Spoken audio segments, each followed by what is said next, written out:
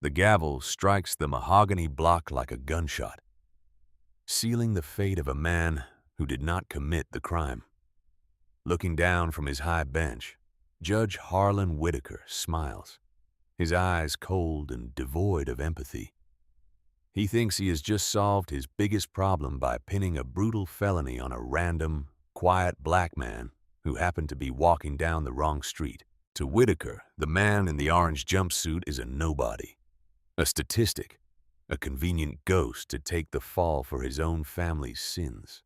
What the honorable judge does not know, however, is that the man quietly staring back at him is not a nobody. He is Nathan Sterling, the special agent in charge of the FBI's Regional Corruption Task Force, and he has been building a massive, airtight federal case against the judge.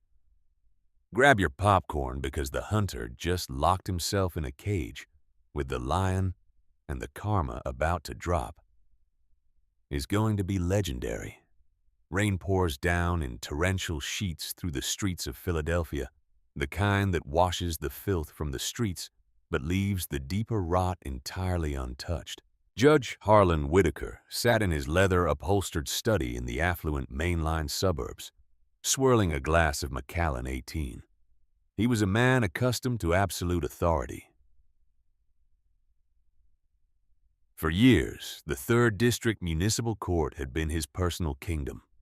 He decided who went to prison, who walked free, and most importantly, who paid the toll to stay out of his crosshairs. His peaceful evening was shattered by the frantic ringing of his private cell phone. It was his son, Connor.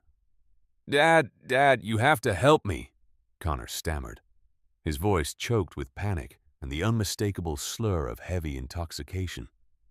"I hit someone. I hit a girl on a bike near 4th and Girard. There was blood, Dad. So much blood. I panicked. I drove away."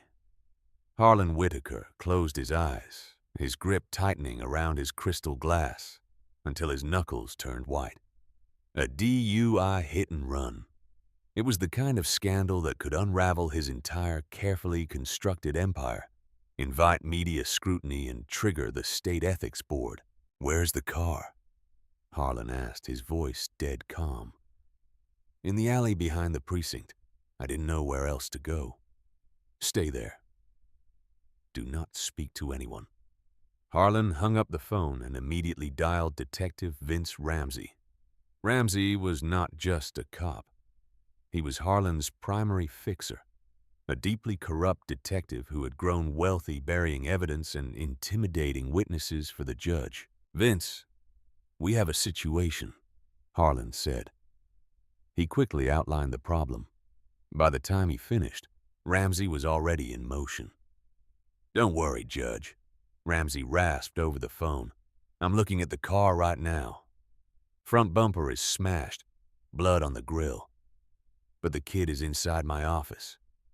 I'll take care of the vehicle. But we need a patsy to place behind the wheel of a similar car, or someone we can say was fleeing the scene on foot after stealing Connor's car." "Find one," Harlan commanded. "I don't care who it is. Just make sure it is someone nobody will miss, someone the public defender's office will plea out." Ramsey was cruising the rain-slicked streets near 4th and Girard in his unmarked cruiser. The ambulance had already taken the victim away. She was in critical condition. Ramsey needed a suspect fast. 2 blocks down, walking calmly through the rain with his collar pulled up against the chill, was a black man in his late 40s. He was dressed in a simple dark jacket and jeans, carrying no umbrella. To Ramsey, peering through the windshield wipers, this man looked like the perfect target. Out late, walking near a crime scene, fitting a vague, easily manipulated profile. Ramsey hit the lights and sirens, cutting the cruiser aggressively across the wet asphalt to block the man's path. He leapt out, weapon drawn. "Hands where I can see them! Get down on the wet concrete now!" Ramsey barked. The man did not panic. He did not run. He simply raised his hands, his face impassive, and slowly lowered himself to the ground. "Name?" Ramsey demanded. pressing his knee forcefully into the man's back as he ratcheted the steel cuffs painfully tight around his wrists. Nasatapa. Nathan, the man said quietly. His voice was deep, resonant, and completely devoid of fear. Well, Nathan, you're having a really bad night, Ramsey sneered, hauling him to his feet. You just committed a hit and run on a young girl. Ramsey did not bother checking the man's pockets for ID. He did not want to know who he was yet. He just needed him in the system. He needed the narrative established. What Ramsey failed to notice, however, was the minuscule waterproof earpiece tucked deep inside Nathan's left ear, and the tiny lens of a button camera sewn into his jacket. Nathan Sterling, the newly appointed special agent in charge of the FBI's Philadelphia field office, allowed himself to be shoved into the back of the police cruiser. He had been walking the perimeter of Ramsey's precinct, mapping out the physical locations for an upcoming federal raid. He had not planned on being arrested. But as he sat in the cage of the squad car, listening to Ramsey call Judge Whitaker to confirm the suspect was secured, Nathan realized he had just been handed the golden ticket. He was not just going to dismantle Whitaker's operation from the outside anymore. He was going to gut it from the inside. The holding cells in the basement of the 3rd District Courthouse smelled of bleach, stale sweat, and despair. Nathan had spent the days in custody, observing the machinery of Harlan Whitaker's corrupt system firsthand. He was processed under the name Nathan Smith, a generic placeholder he offered, claiming he had lost his wallet. Ramsey, eager to rush the paperwork through, happily accepted the John Doe status, processing him as a transient. The heavy iron door of the interview room clanked open.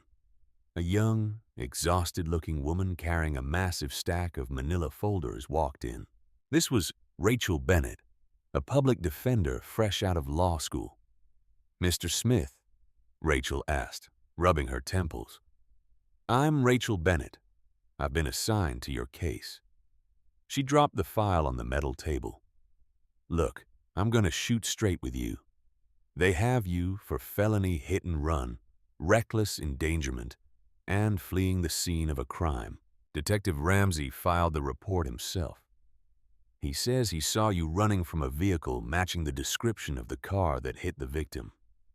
"Did he find the keys to this vehicle on me?" Nathan asked calmly, leaning back in his metal chair. Rachel blinked, surprised by the steady, almost authoritative tone of his voice. Most of her clients were terrified or belligerent. Nathan was utterly composed. "No," Rachel admitted, checking the file. "But Ramsey claims you tossed them down a storm drain. He also claims you had the victim's blood on your jacket. A jacket which they confiscated, I assume." "Yes, it is in evidence." "Interesting," Nathan mused. He knew perfectly well his jacket had no blood on it when he was arrested. If there was blood on it now, Ramsey had planted it. "Mr. Smith, I have to be honest," Rachel said softly, leaning in. "Judge Whitaker is presiding over your arraignment. He is notoriously harsh. If you fight this and they produce the blood evidence, you're looking at 15 to 20 years. If we offer a plea deal—" "I'm not pleading guilty to a crime I did not commit, Miss Bennett," Nathan interrupted gently. "I want you to enter a plea of not guilty, and I want you to request a preliminary hearing to challenge the evidence as soon as possible." "Judge Whitaker will deny you bail," she warned. "You will be remanded to county." "I can handle county," Nathan replied, a ghost of a smile touching his lips. "Just do exactly as I say, Rachel. Follow my lead in that courtroom, and I promise you, this will be the most important case of your career." Nathan was led into courtroom 3B, his wrists and ankles chained. He took his seat next to an anxious Rachel. The heavy oak doors swung open, and the bailiff bellowed, "All rise, the Honorable Harlan Whitaker presiding." Judge Whitaker swept into the room, his black robes billowing. He took his seat at the high bench, adjusting his reading glasses as he looked down at the docket. He barely glanced at Nathan. To Whitaker, this was just a housekeeping measure, the trash being taken out so his son's future could remain pristine. Case number 4492, State versus Nathan Smith. Felony hit and run. How does the defendant plead? Not guilty, Your Honor, Rachel said, her voice trembling slightly. Whitaker stopped writing and looked up, an expression of profound irritation crossing his face. He finally looked directly at Nathan. Nathan met his gaze instantly, his dark eyes unblinking, analytical and piercing. For a fraction of a second, a shiver ran down Whitaker's spine. There was something wrong about this defendant. The posture was too straight. The gaze was too sharp. Whitaker quickly pushed the feeling away. Just a transient trying to act tough, he told himself. Not guilty, Whitaker scoffed. Given the severity of the charges and the flight risk posed by a defendant with no fixed address or verifiable employment, bail is denied. The defendant is remanded to the custody of the county jail. Your Honor, Rachel interjected, bolstered by Nathan's calm presence beside her. We request an expedited preliminary hearing to review the state's evidence. We believe the arrest report contains severe inconsistencies.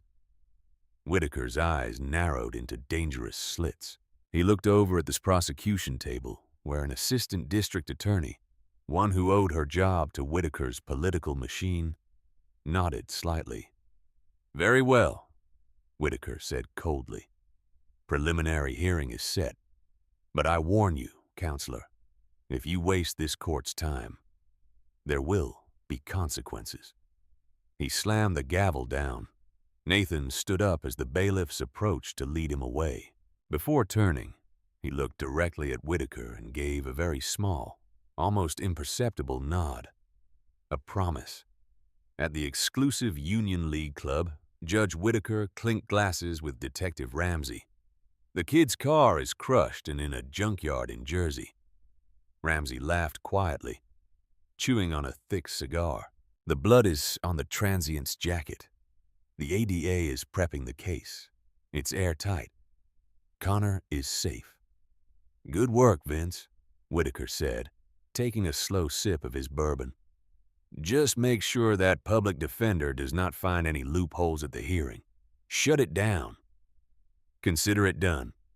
Neither man knew that a mile away, in a secure federal building, a team of FBI agents were working around the clock, listening to their encrypted phone calls, tracing their offshore bank accounts, and preparing a series of arrest warrants that would shake the state of Pennsylvania to its core.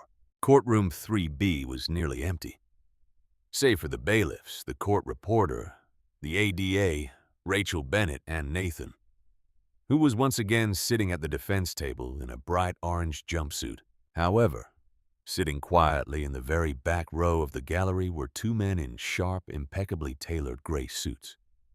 They were special agents, Tyler Reyes and Logan Kane, Nathan's top lieutenants. They carried nondescript briefcases. Judge Whitaker took the bench looking bored and impatient. Let's get this over with, he grumbled. State, call your first witness. The ADA stood up. The state calls Detective Vince Ramsey, Your Honor.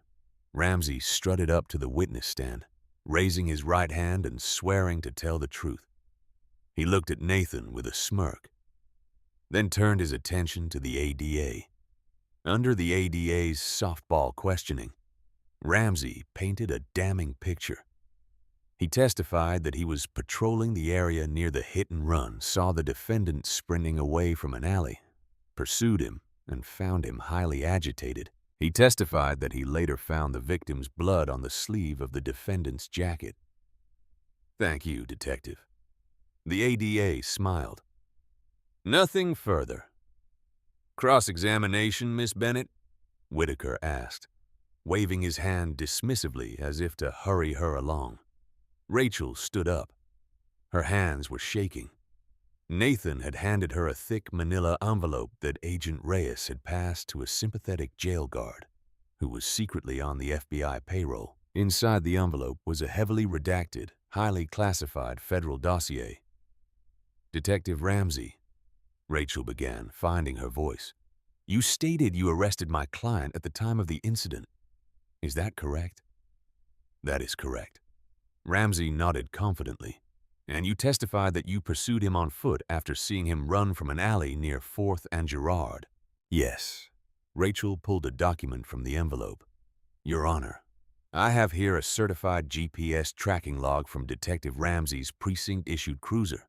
It shows that his vehicle was parked stationary in the alley behind the 3rd District Precinct for a period before the arrest." Ramsey's smirk vanished. Whitaker leaned forward, his brow furrowing. "Objection!"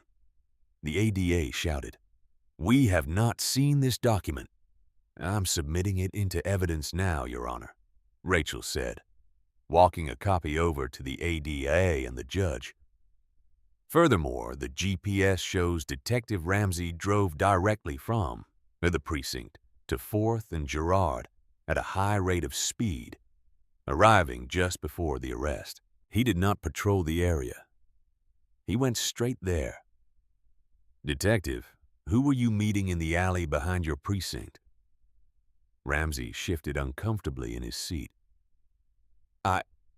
I was doing paperwork in a dark alley," Rachel pressed.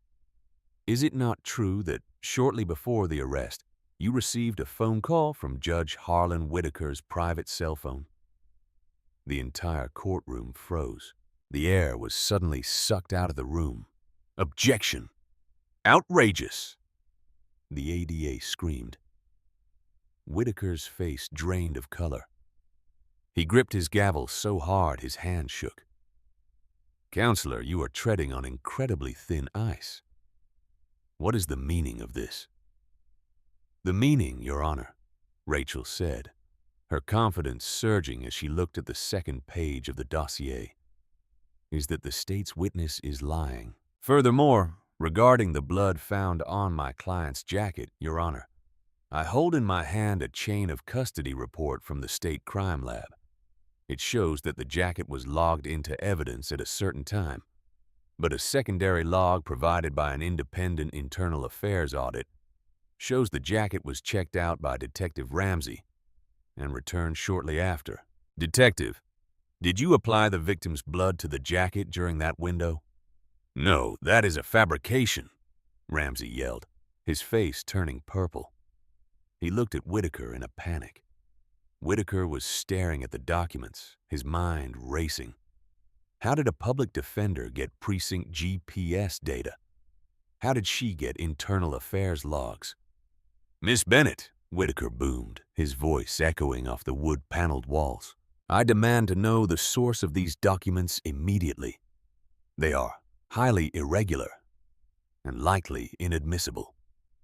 Nathan placed a hand over the microphone at the defense table and whispered to Rachel, "Tell him the source." Rachel stood tall. "The source, Your Honor, is the Federal Bureau of Investigation."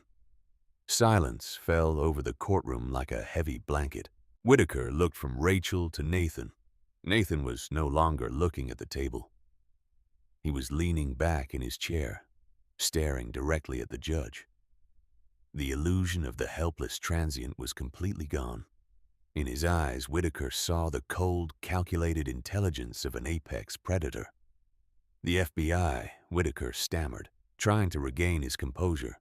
"What does the FBI have to do with a local traffic incident?" "Because it is not a local traffic incident, Harlan." A deep, resonant voice echoed through the room. It was Nathan. He had spoken out of turn without permission, and he had used the judge's first name. The sheer audacity of it left the bailiff stunned into inaction. Nathan stood up slowly. The chains rattled around his wrists, but he wore them as if they were minor inconveniences.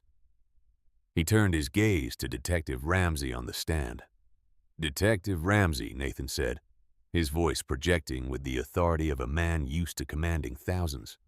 "You arrested me Did you ever bother to run my fingerprints through the federal database? Or did you just manually bypass the system to keep me as a John Doe? Ramsey swallowed hard, sweat beading on his forehead. I'll answer for you, Nathan continued, turning back to the bench. You bypassed it because if you had run them, you would have discovered that my name is not Nathan Smith. My name is Nathan Sterling. I am the special agent in charge of the FBI's Philadelphia field office. And you, Judge Whitaker, alongside your detective here, have just fabricated physical evidence, perjured yourselves on the stand, and attempted to frame a federal agent to cover up a felony committed by your son, Connor. The courtroom erupted. The silence that had previously blanketed courtroom 3B shattered into a deafening roar. The assistant district attorney dropped her pen, her jaw unhinged in absolute horror, as she stared at the man in the orange jumpsuit. The court reporter's fingers froze over her stenotype machine. Upon the bench, Judge Harlan Whitaker's face cycled through shades of crimson and ash gray. His breath hitched in his throat. He pounded his gavel with frantic, uncoordinated strikes, the sharp cracks barely cutting through the rising clamor. "Order! Order in this court!" Whitaker bellowed, spit flying from his lips. He pointed a trembling finger at Nathan. "Bailiff, restrain this man. I hold you in contempt. This is a fabrication, a theatrical stunt. You are a transient, and you will sit down." But the bailiffs did not move. Their eyes were locked on the back of the courtroom. Special agents Tyler Reyes and Logan Kane had stood up. They did not rush. They walked with a synchronized, deliberate pace of apex predators moving in for the kill. They pushed through the swinging wooden gate that separated the gallery from the well of the court, their suit jackets falling open to reveal gold FBI shields clipped to their belts, right next to their holstered Glock 19s. "Federal agents, nobody moves," Agent Reyes barked, his voice cutting through the panic like a serrated blade. He pulled a thick stack of warrants from his briefcase and slapped them down on the prosecution table. Detective Vince Ramsey, still sitting in the witness stand, looked like a man who had just stepped on a landmine and heard the click. His eyes darted towards the side exit. He calculated the distance, the odds, and made the worst decision of his life. He lunged out of the witness box, sprinting toward the heavy oak doors leading to the judge's chambers. "Gun! He's reaching!" Agent Kane yelled. Before Ramsey could make it 3 steps, Kane vaulted the defense table. He tackled the corrupt detective waist high, driving him brutally into the polished hardwood floor. The sickening thud of Ramsey's chin bouncing off the wood echoed loudly. In seconds, Kane had Ramsey's arms wrenched behind his back, ratcheting heavy federal steel cuffs tightly around his wrists. "Vince Ramsey," Kane read out, pressing his knee into the detective's spine, just as Ramsey had done to Nathan. "You are under arrest for conspiracy to commit perjury, obstruction of justice, civil rights violations, and the federal tampering of evidence. You have the right to remain silent. I highly suggest you use it." At the defense table, Rachel Bennett was shaking, but a triumphant, disbelieving smile broke across her face. She looked at Nathan, who was calmly waiting as Agent Reyes approached him with a small universal key. With 2 sharp clicks, the chains binding Nathan's wrists and ankles fell to the floor. Nathan rolled his shoulders, the cheap fabric of the county jumpsuit doing nothing to hide the sudden, overwhelming shift in his posture. He was no longer the submissive defendant. He was the highest-ranking federal law enforcement officer in the region. "Judge Whitaker," Nathan said, his voice dropping to a terrifying conversational calmness. He walked slowly towards the bench. "Did you really think I was just walking in the rain for my health? My task force has been investigating your courtroom. We knew about the kickbacks from the private bail bondsman. We knew about the offshore accounts in the Cayman Islands under your wife's maiden name. We even knew about your cozy relationship with the South Philly crime family down at the docks." Whitaker gripped the edges of his desk, his knuckles stark white. "This is a witch hunt. I am a sitting judge in the state of Pennsylvania. You have no jurisdiction in this courtroom. I will call the governor. I will call the attorney general." "I already briefed the attorney general," Nathan replied, resting his hands flat on the wooden partition just inches from Whitaker. "And the FBI director signed off on this operation personally. We had everything we needed to indict you on RICO charges, but then your son Connor decided to drink heavily and put a young nursing student into a coma." Whitaker flinched as if he had been physically struck. The mention of his son stripped away the last veneer of his judicial arrogance. "You panicked," Nathan continued mercilessly. "You used police resources to cover up a felony. You ordered a corrupt detective to find a patsy you thought the system would swallow whole. You just happened to pick the man who was building the cage you are about to die in." Nathan turned to Agent Reyes. "Execute the warrant." Reyes stepped up to the bench holding out a piece of paper, bearing the seal of the United States District Court. Harlan Whitaker stepped down from the bench.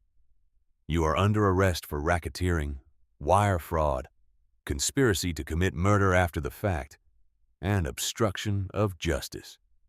"You cannot do this to me," Whitaker screamed, his voice cracking into a pathetic, high-pitched wail. "I am the law in the city." "Not anymore, Harlan," Nathan said softly. "Turn around and put your hands behind your back." While courtroom 3B was descending into a state of absolute unmitigated chaos, a meticulously synchronized ballet of federal force was executing across the entire city of Philadelphia. Karma was not just politely knocking on the Whitaker family's door. It was bringing a 60-ton steel battering ram, and it was taking absolutely no prisoners. In the hyper-exclusive affluent neighborhood of Rittenhouse Square, Connor Whitaker was lying face down on a custom velvet sofa inside his multi-million-dollar penthouse apartment. He had a pounding hangover, an ice pack pressed firmly to his throbbing temple, and the news playing softly on his massive television.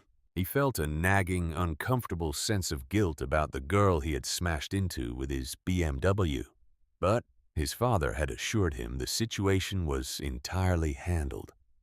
A nameless, voiceless transient had taken the fall. To Connor, shielded by a lifetime of extreme wealth and corrupt privilege, the crisis was already over. He believed his father was an invincible god who could rewrite reality with a single phone call.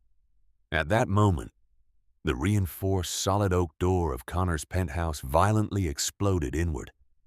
The sheer concussive force of the breach tore the heavy brass hinges completely off the doorframe, sending splintered wood and drywall dust flying across the imported marble foyer. "FBI, hands in the air. Do it now. Show me your hands."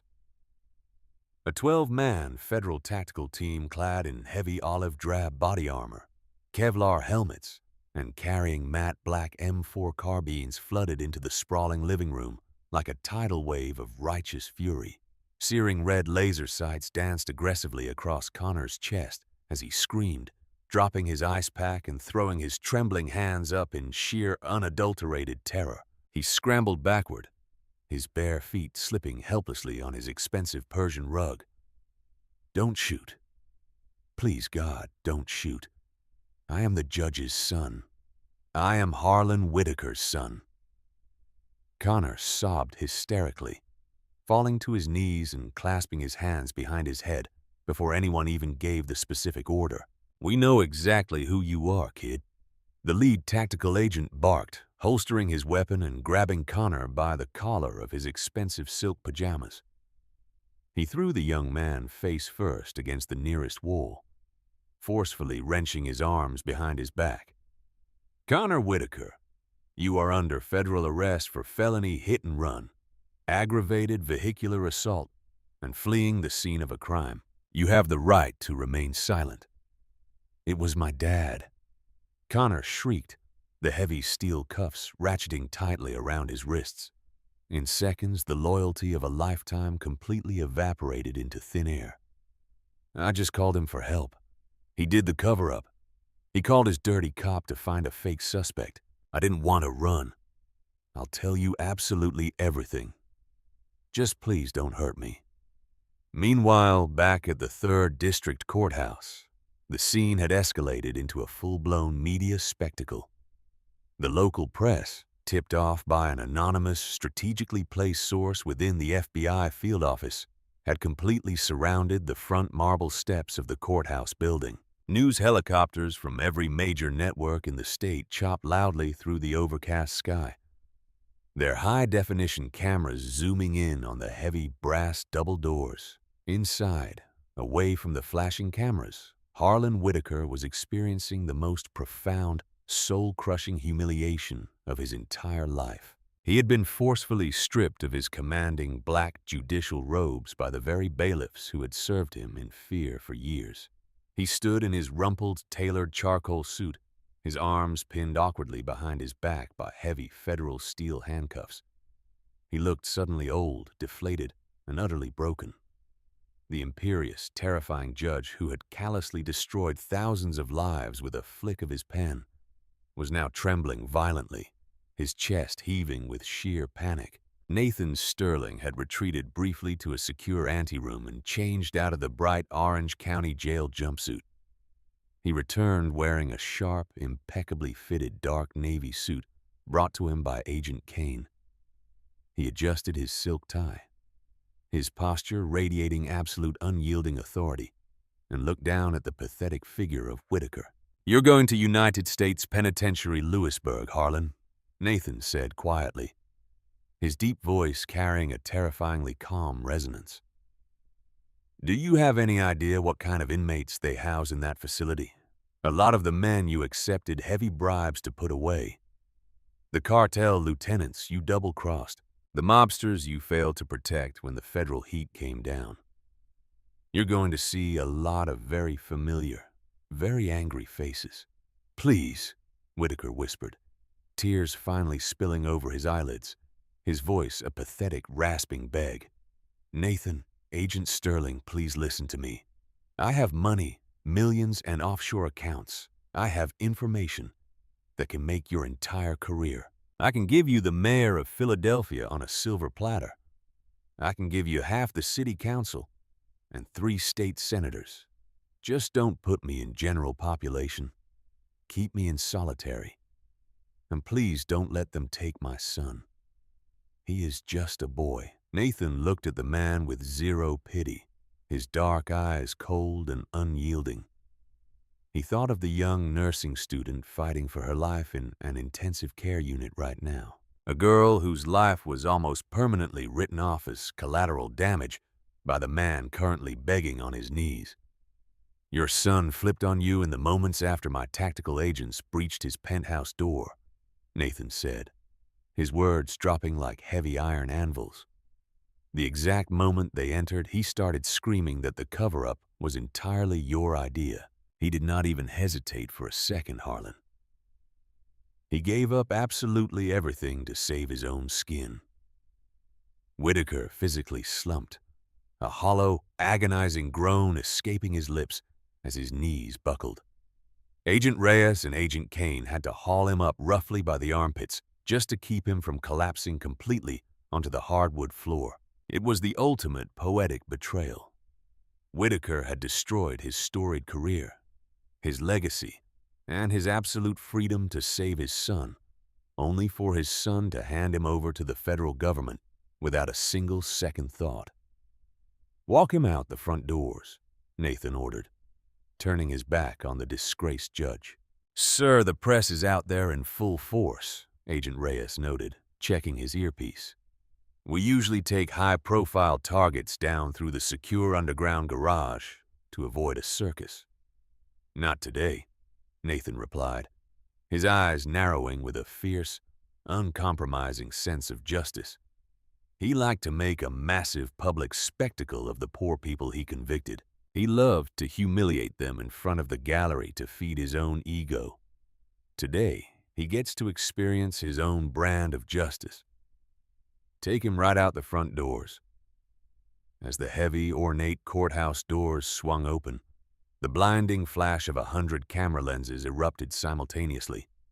Reporters surged aggressively against the police barricades, shouting frantic questions that blended into a deafening, chaotic roar. Judge Harlan Whitaker, the former untouchable king of the 3rd District, kept his head bowed in absolute shame, sobbing quietly as he shuffled down the massive marble steps in a humiliating, highly publicized perp walk. Millions of citizens watched live on their televisions and smartphones as the corrupt judge was shoved into the back of an armored federal transport van. The heavy steel doors slammed shut with a resounding metallic finality that echoed the strike of a gavel, sealing his doom. Nathan Sterling stood at the very top of the steps, the cold wind whipping his coat as he watched the van drive away into the sprawling city traffic. He had set the trap, sprung it flawlessly, and let the corrupt system completely devour itself. The swift and unforgiving takedown of Judge Harlan Whitaker sent seismic shockwaves through the Pennsylvania political machine. The FBI's Philadelphia field office, operating under the iron-fisted direction of Special Agent in Charge Nathan Sterling, unsealed a massive indictment. The sheer scale of the corruption was staggering. It read less like a formal legal document and more like a Hollywood mafia script. Whitaker's untouchable empire, it turned out, was built entirely on a foundation of sand, and Nathan had just kicked away the main load-bearing pillar. Inside the sterile fluorescent-lit interrogation rooms of the federal building on Arch Street, the rats were already turning on each other with vicious speed. Detective Vince Ramsey, facing decades in a federal penitentiary for civil rights violations and evidence tampering, broke first. Ramsey was a survivor, a street-level predator, not a martyr willing to fall on his sword for a disgraced judge. When Agent Tyler Reyes slid a glossy photograph across the cold steel table, a picture of Ramsey accepting a thick manila envelope from a known lieutenant of the South Philly crime family outside a diner in South Philly, the detective's tough guy facade completely crumbled. His complexion turned a sickly shade of gray. "I want immunity," Ramsey croaked, his hands trembling violently as he reached for a paper cup of tepid water. "I can give you the whole network, but I need full immunity." "You don't get immunity, Vince," Agent Reyes replied smoothly, leaning back in his chair and crossing his arms. "You get a recommendation for leniency, and that's only if you don't waste my time. You give us the offshore account numbers Whitaker used to hide the kickbacks. You give us the mayor's exact involvement in the waterfront zoning board bribes. Do that, and maybe we don't put you in the exact same cell block as the cartel hitmen you intentionally framed." Ramsey swallowed hard, the Adam's apple bobbing in his throat. He looked at the mirror, knowing Nathan Sterling was likely standing right behind the glass. He took a deep breath and started talking. He gave them absolutely everything. He detailed exactly how Whitaker orchestrated favorable judicial rulings for the mob in exchange for massive campaign contributions laundered through fake shell charities in Delaware. He explained the systematic process of how they routinely intimidated witnesses and manipulated forensic evidence. Ramsey even provided the exact location and access code of a secondary ledger Whitaker kept hidden in a private safe deposit box at a Citizens Bank branch in Wilmington. While Ramsey sang his terrible tune, Connor Whitaker's world had shrunk to a miserable concrete cell in the federal detention center. Stripped of his designer clothes, his expensive watches, and his bottomless trust fund arrogance, he spent his days violently weeping and his nights pacing the floor. His high-priced defense attorney, a shark named Victor Lang, had tried aggressively to negotiate bail.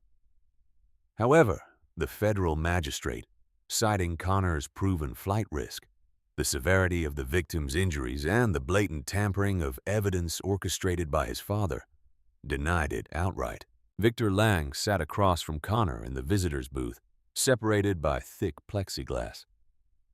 Your father's assets have been completely frozen under RICO statutes, Connor. Lang explained coldly through the receiver. The accounts are locked. The properties are being seized. You're looking at a minimum of 10 to 15 years for the hit and run and fleeing the scene. The only card you have left to play is absolute cooperation. Connor, his eyes red and swollen, nodded frantically. I told them. I told the agents when they breached my door. It was my dad's idea. I just called him for help. He called Ramsey. He told Ramsey to find a patsy. I didn't want any of this. The absolute betrayal was complete. To save his own skin, the son had completely abandoned the father who had destroyed his entire career to protect him. Yet amidst the political fallout and the crumbling criminal enterprise, the most vital piece of the entire puzzle was the victim. The young nursing student, Sophia Vargas, slowly opened her eyes in the intensive care unit of Penn Presbyterian Medical Center. The medical staff had been fighting around the clock to save her. She had suffered a severe traumatic brain injury, multiple fractured ribs, a punctured lung, and a shattered pelvis. Her road to recovery would be agonizingly long and require years of intense physical therapy. But, against all odds, she was alive and coherent. When Nathan Sterling walked into her hospital room, flashing his gold federal badge to her weeping, exhausted parents, he did not come as a cold, detached federal investigator. He came as the man who had briefly and willingly stood in the crosshairs to ensure her cowardly attacker did not walk free. We have him, Sophia, Nathan said softly, standing at the foot of her bed. His deep voice filled with a profound sense of respect. The man who hit you and the man who tried to cover it up and deny you justice, they are locked away, and they are never going to hurt anyone ever again. Sophia could not speak through the wired jaw and the array of breathing tubes, but a single profound tear rolled down her bruised cheek. She reached out a trembling hand toward the foot of the bed. Nathan stepped forward and gently squeezed her hand, a silent promise between them.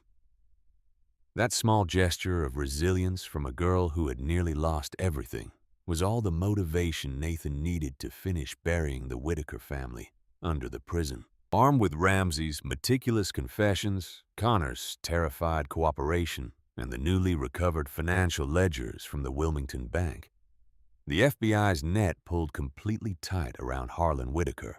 The former judge sat in solitary confinement, completely isolated from the outside world. His high-profile friends had abandoned him instantly. The local politicians he had bought and paid for were now frantically scrambling to scrub their connections to him. He was a ghost awaiting a trial that he had absolutely no chance of winning. The hunter had effectively become the hunted, and the walls of justice he had so arrogantly mocked were finally closing in for the kill. The James A. Byrne United States Courthouse in downtown Philadelphia resembled a heavily fortified military installation. The federal government was taking absolutely no chances with the trial of the century. Heavy concrete barricades lined Independence Mall, effectively choking off traffic to the general public, while heavily armed United States Marshals carrying matte black patrol rifles stood sentry at every designated public entrance. Above the overcast city skyline, news helicopters from major networks buzzed like mechanical wasps, broadcasting the historic downfall of a municipal kingpin to millions of captivated viewers. Inside courtroom 11A, the atmosphere was suffocatingly tense. The mahogany-paneled room was completely packed, the gallery overflowing with print journalists, federal agents, and outraged citizens who had suffered under the rigged gavel of the 3rd District. Sitting at the defense table, looking utterly unrecognizable, was Harlan Whitaker, the former untouchable judge, a man who had spent years dispensing draconian punishments while lining his own silk pockets, was now drowning in the terrifying reality of the federal penal system. Stripped of his commanding black robes and tailored Italian suits, Whitaker wore the drab, oversized olive green canvas jumpsuit of a maximum security federal inmate, a heavy steel belly chain wrapped tightly around his waist, connecting to the shackles clamped securely around his wrists and ankles. He had lost at least 30 pounds. His formerly perfectly coiffed hair was stark white and thinning aggressively, and his skin carried the sickly translucent pallor of a man who had not seen natural sunlight in months. Every time the heavy chains around his wrists clinked against the wooden table, Whitaker flinched. The psychological torture of his impending doom had utterly broken his mind. Directly behind the prosecution table, sitting in the very front row of the gallery, was Special Agent in Charge Nathan Sterling. He wore an immaculate, razor-sharp, dark navy suit, his posture completely straight, his expression an unreadable mask of absolute authority. Next to him sat Rachel Bennett, the former public defender who had bravely stood by his side. She had officially resigned from her municipal post and was now working as a highly paid legal consultant for the FBI's corruption task force. "All rise!" the federal bailiff bellowed, his voice cracking like a whip through the silent room. The Honorable Vivian Harcourt, a fiercely uncompromising federal judge known throughout the Eastern Seaboard for her absolute zero-tolerance policy on public corruption, swept into the room. She took her seat at the high bench, adjusting her glasses as she looked down at the pathetic, trembling figure of Harlan Whitaker. "Be seated," Judge Harcourt commanded. She opened the massive sentencing dossier compiled by Nathan Sterling's team. Because the mountain of evidence was so overwhelmingly insurmountable, including the fully decoded offshore bank ledgers from Wilmington, the devastating wiretaps, and the sworn recorded confessions of both Detective Vince Ramsey and Whitaker's own son, Connor. Whitaker had bypassed a trial entirely. He had taken a blind plea deal, an unconditional surrender, throwing himself entirely upon the mercy of the federal court. But Judge Harcourt had absolutely no mercy to give. "Harlan Whitaker," Judge Harcourt began, her voice echoing with a chilling surgical precision, "I have spent time reviewing the extensive documentation of your crimes. In my years serving on the federal bench, I have presided over cases involving cartel leaders, international terrorists, and violent organized crime syndicates. Yet I have rarely encountered an individual whose actions demonstrate such a profound, systemic, and grotesque betrayal of the public trust as yours."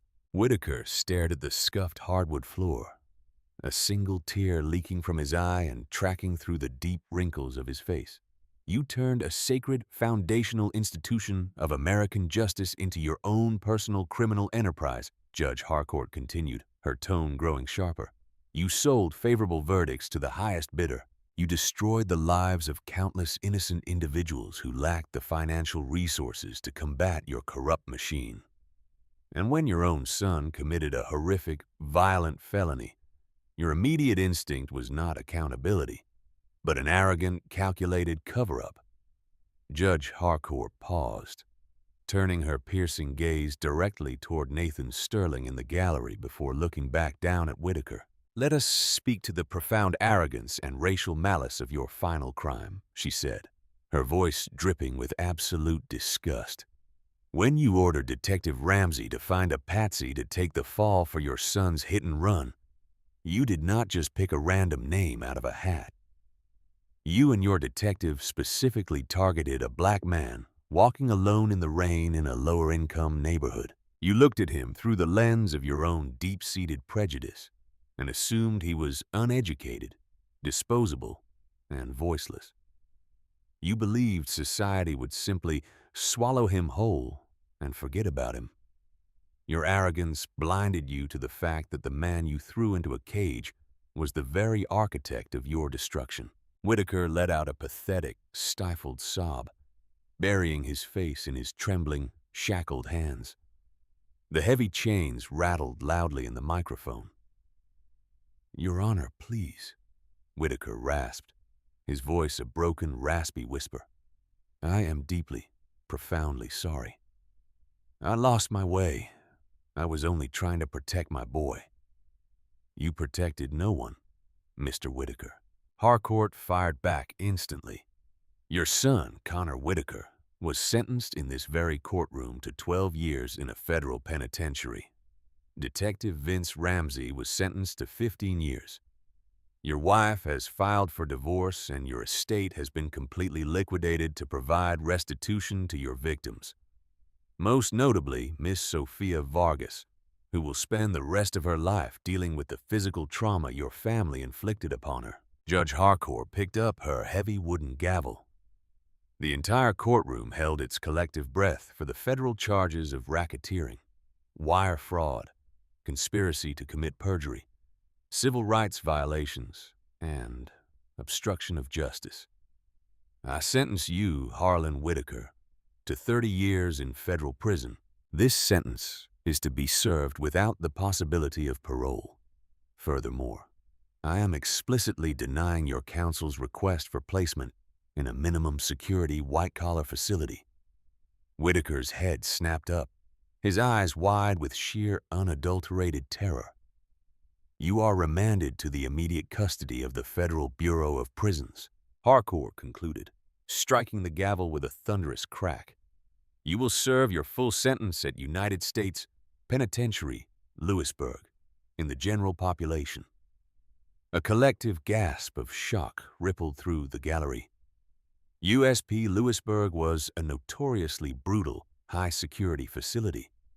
It was a hard, unforgiving concrete fortress that housed some of the most violent and dangerous offenders on the East Coast. Many of those men were members of the South Philly crime family, the very same syndicate Whitaker had accepted bribes from and subsequently double-crossed when the FBI closed in. Karma had not just knocked on Whitaker's door. It had completely kicked it off the hinges and dragged him into the abyss. "No, no, please, Your Honor. They will kill me in there," Whitaker screamed, his legs giving out completely. He collapsed toward the floor, forcing the two massive U.S. Marshals flanking him to haul him back to his feet by his armpits. "Please put me in solitary. You cannot send me to Lewisburg." Judge Harcourt simply closed her dossier. Court is adjourned, as the marshals aggressively dragged the screaming, sobbing former judge toward the heavy steel holding cell doors at the side of the courtroom. Nathan Sterling stood up from his seat in the gallery. He buttoned his suit jacket, his face completely devoid of pity. Whitaker, struggling against the marshals, locked eyes with Nathan for one final agonizing second. "You ruined my life!" Whitaker shrieked, spit flying from his lips as the heavy steel door was pulled open. Nathan did not raise his voice. He did not gloat. He simply looked at the broken shell of a man and spoke with quiet, devastating clarity. "No, Harlan," Nathan replied, his voice carrying just enough to reach Whitaker's ears. "I did not ruin anything. I just held up a mirror. You built the cage. I just locked the door. Enjoy Lewisburg."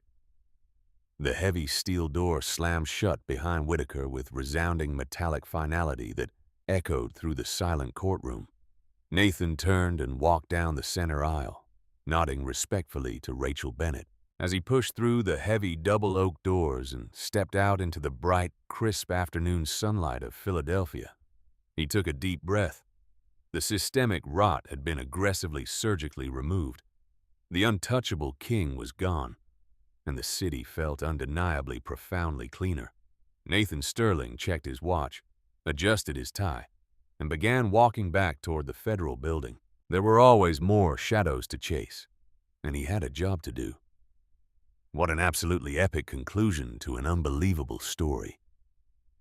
If there is one massive takeaway from the spectacular downfall of Harlan Whitaker, it is that absolute arrogance is a blinding poison, and karma is a hunter that never ever misses its mark.